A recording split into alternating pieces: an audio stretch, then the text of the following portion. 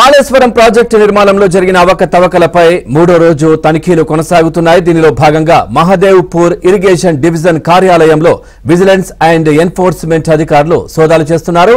నిన్న అర్ధరాత్రి వరకు తనిఖీలు కొనసాగాయి.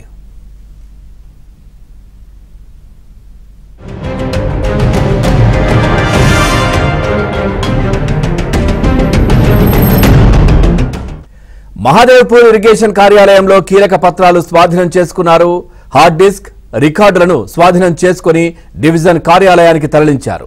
మేడిగడ్డ బ్యారేజ్ పిల్లర్లు కుంగిపోవడం, కాళేశ్వరం ఎత్తిపోతల పథకంలోని అక్రమాలపై ప్రభుత్వం విజిలెన్స్ అండ్ ఎన్ఫోర్స్మెంట్ డైరెక్టరేట్ విచారణకు ఆదేశించిన సంగతి తెలిసిందే.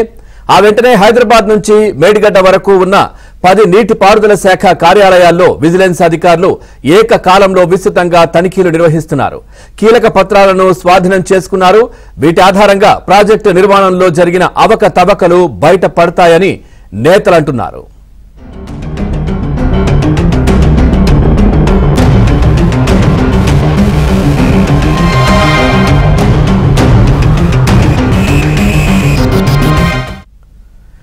రైట్గా చూస్తున్నాం. కాళేశ్వరం ప్రాజెక్టు నిర్మాణంలో జరిగిన అవకతవకలపై మూడో రోజు తనిఖీలైతే కొనసాగుతా ఉన్నాయి. దీనికి సంబంధించి మరింత సమాచారాన్ని మా కరెస్పాండెంట్ నవీన్ అడిగి తెలుసుకుందాం. నవీన్, పూర్తి సమాచారం ఏంటి? దీనికి సంబంధించి ఏమైనా పత్రాలు లభించాయా? అప్డేట్స్ ఏంటి?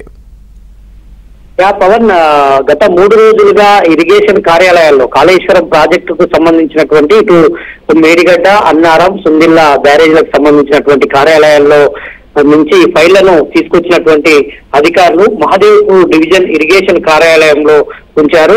అయితే గత రాత్రి అర్ధరాత్రి వరకు కూడా తనిఖీలు ఆ ఫైళ్లను పరిశీలించారు.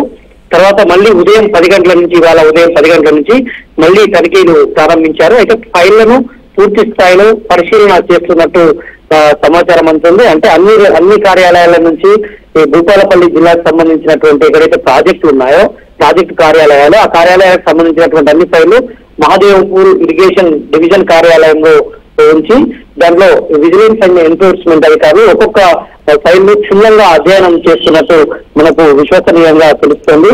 అయితే కాళేశ్వరం ప్రాజెక్టుకు సంబంధించి గతంలో ఉన్నటువంటి ప్రభుత్వం ఇచ్చినటువంటి హామీలు, ఎప్పుడైతే ఈ కాళేశ్వరం ప్రాజెక్టుకు సంబంధించి 2 సంవత్సరాల్లోనే కాళేశ్వరం ప్రాజెక్టు పెట్టినటువంటి ₹1,00,000 ఖర్చుతో సమాన లాభం వస్తుందని అప్పటి ముఖ్యమంత్రి ఎన్నోసార్లు చెప్పారు. రోజుకు 2 టీఎంసీల నీరు చొప్పున 6 నెలల పాటు ఎత్తిపోస్తామన్నారు. 360 టీఎంసీలను ఎత్తిపోసి 54 లక్షల ఎకరాలకు సాగునీరు అందిస్తామని అప్పుడు చెప్పారు. కానీ అవేవి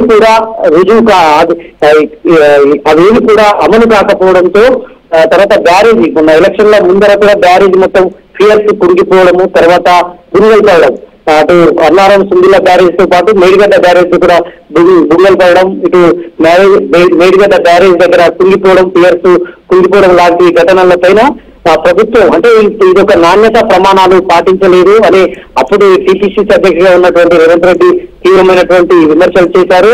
ఏఐసీసీ అధినేత రాహుల్ గాంధీతో కూడా ఆయన ప్రాజెక్ట్ ను విజిట్ చేశారు.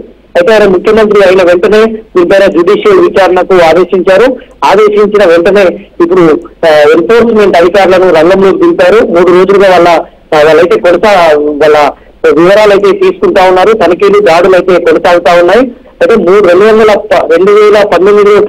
ఈ ప్రాజెక్టు ప్రారంభమైంది. ప్రాజెక్టు ప్రారంభమైన నాటి నుంచి కూడా నేటి వరకు కూడా కొత్తగా 1,00,000 ఎకరాలకు మాత్రమే, అంటే 54 లక్షల ఎకరాలకు కొత్తగా ఆయకట్టుకు సాగునీరు ఇస్తామన్నారు. కానీ ఇప్పటివరకు కేవలం 1,00,000 ఎకరాలకు మాత్రమే, అంటే 97,000 ఎకరాలకు మాత్రమే సాగునీరు అందించినటువంటి పరిస్థితి ఉంది. దీంతో లోపాలు బయటపడుతున్నాయి. 1,25,000 కోట్లు అప్పు చేశారు కాళేశ్వరం ప్రాజెక్టును బూచిగా చూపెట్టి. కానీ దీనికి 93,000 కోట్లు ఇప్పటికే ఖర్చు చేసినటువంటి పరిస్థితి. ఈ ఖర్చు చేసినటువంటి డబ్బంతా నిజంగా ప్రాజెక్టుకే పెట్టారా, లేదంటే అనవసరంగా ఏదైనా మళ్లించారా అనేటువంటి దాని మీద కూడా ఫైళ్ళన్నింటిని కూడా చెక్ చేస్తున్నారు. తర్వాత ఈ లిఫ్ట్లకు వచ్చేటువంటి కరెంటు బిల్లు ఇప్పటికే 9,000 కోట్లు కరెంటు బిల్లు పెండింగ్ లో ఉన్నటువంటి పరిస్థితి ఉంది. అయితే ఈ నేపథ్యంలో పూర్తి స్థాయిలో వివరాలనైతే అధికారులు తెప్పించుకొని మొత్తం క్షుణ్ణంగా